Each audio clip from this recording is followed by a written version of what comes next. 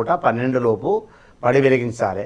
ఉదయం పూట పూజ అయితేనేమో 1 గంటకు వెలిగించాలి. 3 దాటితే భోజనం చేయకూడదు, సాయంత్రం 12 దాటితే ఉపహారం చేయకూడదు అనేటువంటిది ఒక నియమాలు ఉన్నాయి చాలామందికి. కాకపోతే ఆ పడి పూజ 8 గంటలకు ప్రారంభించినటువంటి పడి పూజ తెల్లవారుజామున 3 గంటల వరకు జరిగింది. ఒక్క మనిషి లేస్తే ఒట్టు నెంబర్ 1. నెంబర్ 2, ఒక్కరి కన్నులో కనురెప్ప కొడితే ఒట్టు. కనీసము నిద్ర కళ్ళు కూడా కనపడతలేవు. అప్పటిదాకా నీరసించిపోయినా రాత్రంతా 2 గంటల దాకా 3 గంటల దాకా నిద్ర లేదు. తెల్లారి ప్రయాణము ఇన్ని వందల కిలోమీటర్లు వస్తే నేను పూజ చేస్తున్నా అనుకున్నా.